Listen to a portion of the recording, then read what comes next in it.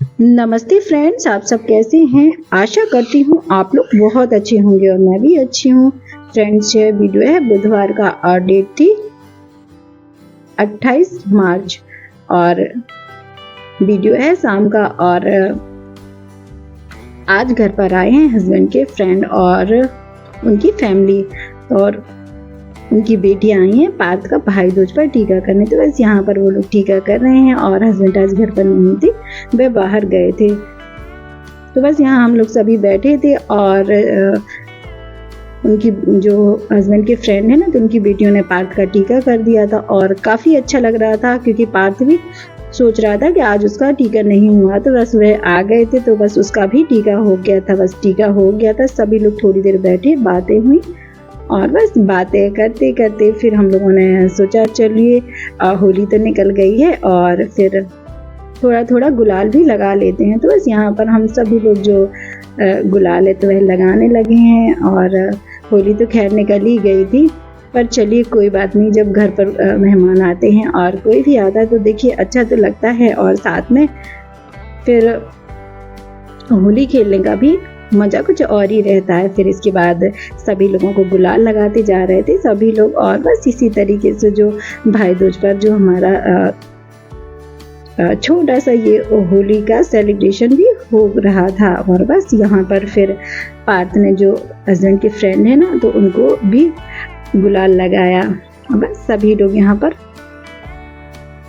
पर बस थोड़ा थोड़ा गुलाल लगाते हैं, फिर यहाँ पर सभी बैठकर बातें भी करेंगे। वैसे तो मैंने सोचा था कि कभी भी होली पर गुलाल नहीं लगाऊंगी, होली नहीं खेलूंगी, पर जब कोई आ जाता है तो उनकी खुशियों में भी शामिल होना होता है। तो बस यहाँ पर हमारी जो गुलाल थी वह लग गई थी और हस्बैंड के जो फ्रेंड है ना, तो उनकी फैमिली और हमारी फैमिली में फैमिली जैसा ही रिलेशन रहता है, तो इसलिए आना जाना हमारा लगा ही रहता है। फिर बच्चों ने चाय बना ली थी और हम लोगों ने मना किया था तो वो नहीं माने थे, तो बस चाय नाश्ता हमारा हो गया था। और जो उसकी क्लिपिंग थी बच्चों की चाय बनाने की तो वह मिसिंग हो गई है क्योंकि मुझे इस समय माइग्रेन की प्रॉब्लम है ना, तो मुझे एडिटिंग में काफ़ी चीज़ें मिसिंग हो जाती हैं और मुझे पता भी नहीं चलता है। फिर इसके बाद मुझे जो खाना बनाना था तो खाना भी बनाते जा रहे थे क्योंकि हस्बैंड तो बाहर गए थे और वो थे नहीं, तो बस जो भी घर पे अवेलेबल था तो बस वही बना रही थी और मैं बना रही थी आलू और बैंगन की सब्जी। और बच्चे यहाँ खेल रहे थे और जो छोटी वाली बेटी थी नित्या तो वह टीटू के साथ बिजी हुई थी और जो बड़ी वाली बेटी थी तो उसको पार्थ के साथ खेलना पसंद है, तो वह पार्थ के साथ खेलती जा रही थी। और बस यहाँ पर हम लोग किचन में काम कर रहे थे और सब्जी मैंने काट ली थी और जो भाई साहब और भाभी जी आए हुए थे तो बस भाई साहब तो बैठे हुए थे क्योंकि हस्बैंड नहीं है तो अकेले ही बैठे हुए थे। मैं और जो भाभी जी थी तो बस हम लोग साथ में किचन में खाना बना रहे थे। मैंने जब तक सब्जियां काटी उन्होंने मसाले की तैयारी भी कर दी थी। इसके बाद फिर जो सब्जी बनानी थी तो मैं बनाती जा रही हूँ। कढ़ाई में मैंने तेल गर्म होने के लिए रख दिया था, इसमें मैंने जीरे डाल दिए थे। जीरे के बाद मैंने इसमें लहसुन भी ऐड कर दिया था। सारी चीज़ों को भुनने देंगे और जो मसाला पीसा हुआ है तो उसको भी मैं डाल दूंगी और उसको मैं ढक्कन से कवर कर देती हूँ क्योंकि जो तेल के छींटे हैं ना तो वह ऊपर नहीं आते। इसके बाद फिर मैं डालूंगी ड्राई मसाले। ड्राई मसाले में मैं डाल रही हूँ हल्दी पाउडर, धनिया पाउडर, लाल मिर्च पाउडर, थोड़ा सा गरम मसाला, नमक और डालूंगी थोड़ा सा पाव भाजी मसाला जो कि मेरा फेवरेट होता है। सारे मसाले मैंने डाल दिए और इनको मैं धीमी आंच पर भून लूँगी। मसाले जैसे ही थोड़े से भुन गए थे तो टमाटर जो मैंने काटा हुआ था तो टमाटर को भी मैं इसमें डाल दूँगी। टमाटर को भी अच्छे से पकने देंगे और इसको भी ढक्कन लगाकर मैंने कवर कर दिया था। थोड़ी देर में मसाला भी पक गया था, जो टमाटर थे तो वह भी अच्छे से गल गए थे और जो सब्जी मैंने काटी हुई थी तो उसको भी मैं अभी इसी समय मसाले में डाल दूँगी और इसको भी अच्छे से मिक्स कर लेंगे। सब्जी और मसाला अच्छे से मिक्स हो गया है और अच्छे से भुन गई थी, तो इसके बाद जितना मुझे ज़रूरत थी तो उस हिसाब से मैंने पानी भी इसमें ऐड कर दिया था। जब तक सब्जी पकेगी तब तक जो मुझे जीरा राइस बनाना है तो वह भी मैं बना लूँगी। चावल मैंने धुलकर रख दिया था। कुकर में मैंने तेल ऐड कर लिया था और कुकर में मैंने सबसे पहले डाला था तेज़पत्ता, दालचीनी और तेज़पत्ता दालचीनी भुनने के बाद फिर मैंने इसमें जीरे भी डाल दिए थे और इसके बाद जो मैंने चावल धुले हुए थे, और चावल मैंने 10 मिनट पहले धुले हुए थे, तो इसको चावल को भी मैं इसमें डाल दूँगी। चावल डाल दिए थे और इसके बाद इसको तेल में अच्छे से भुनने देंगे, जिससे कि इसका जो फ्लेवर है तो उभर के आता है। फिर चावल भुन गए थे और इसमें मैंने पानी भी डाल दिया था, और पानी डालने के बाद मैं इसमें डालूंगी नमक, और नमक डालने के बाद मैं इसमें डालूंगी कसूरी मेथी, और नमक मैंने टेस्ट के अकॉर्डिंग ही डाला हुआ है।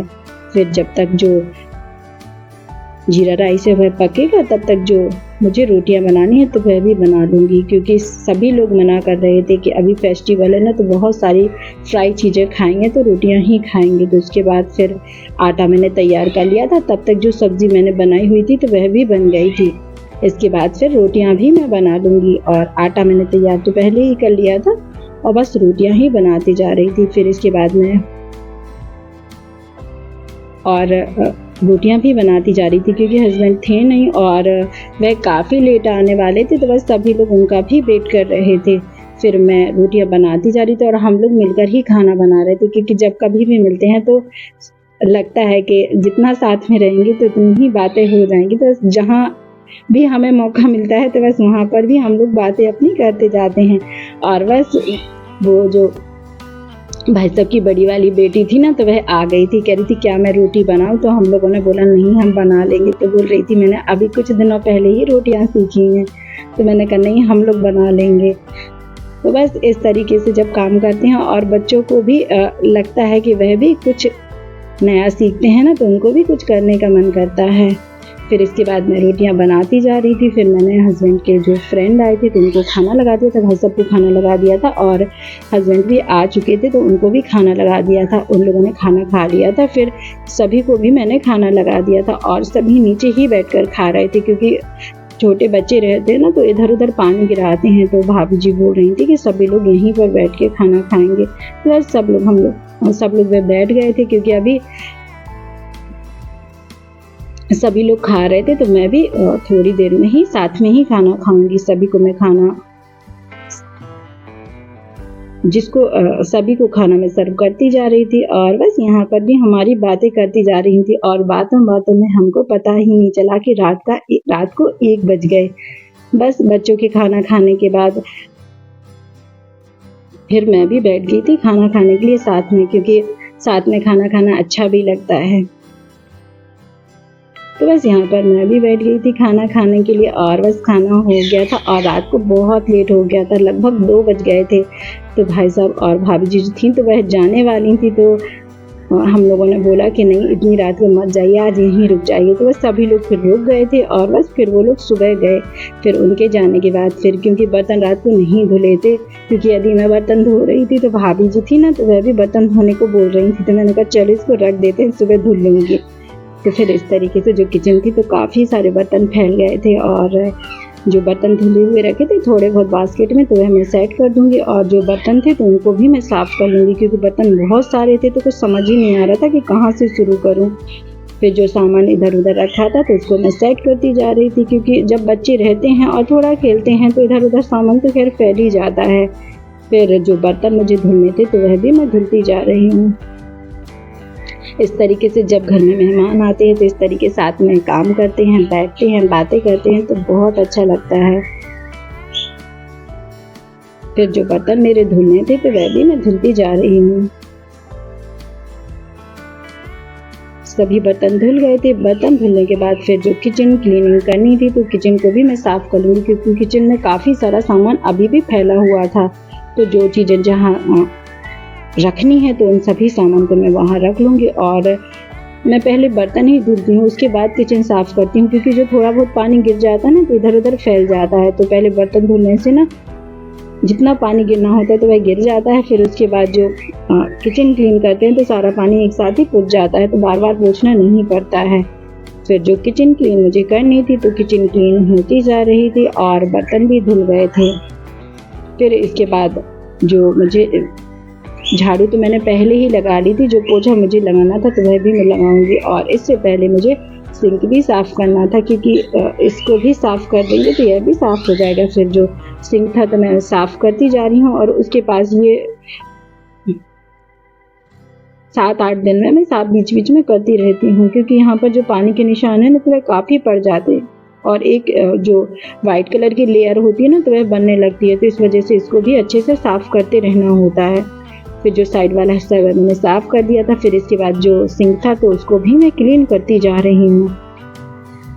सिंक साफ हो गया था, बर्तन क्लीन हो गए थे। अब इसके बाद बारी आती है बेडरूम की। तो बस यहाँ हम लोग सोए थे और दूसरे वाले रूम में सोए थे, हस्बैंड सोए थे, भाई साहब सोए थे और पार्थ सोया था, और यहाँ हम लोग सभी लोग सोए थे। तो बस यहाँ का जो बेड था तो उसको मैं साफ़ कर लूँगी, और जो ब्लैंकेट थी तो उनको भी मैं फोल्ड करती जा रही थी। और मौसम एकदम से बिल्कुल ही चेंज हो गया। रात तक तो ठंडा ठंडा सा मौसम लग रहा था, पर जब सुबह हुई तो एकदम बहुत गर्मी लग रही थी। सुबह से ही मौसम काफ़ी गर्म था और गर्मी भी बहुत ज़्यादा लग रही थी। फिर जो रूम था पार्थ का तो वह मैंने सेट कर दिया था। पार्थ का रूम साफ़ करने के बाद फिर जो किचन में है तो मैं यहाँ पर पोछा लगा लूँगी, और सभी कमरों में भी मैं पोछा लगाती जाऊँगी।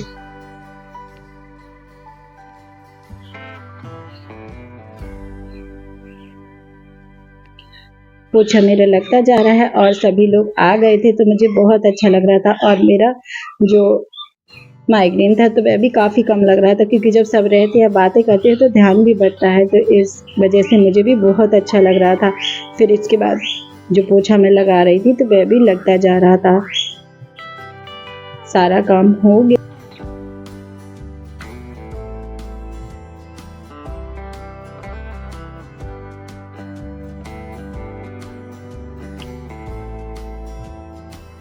और आज की वीडियो का मैं एंड यहीं पर करती हूँ। और फ्रेंड्स, आज का वीडियो आपको कैसा लगा? अगर आज का वीडियो आपको पसंद आए तो प्लीज़ लाइक, शेयर और सब्सक्राइब करना ना भूलें। चैनल पर नए हो तो चैनल को भी सब्सक्राइब कर लेना। मिलते हैं नेक्स्ट ब्लॉग में, तब तक के लिए bye. Thank you for watching.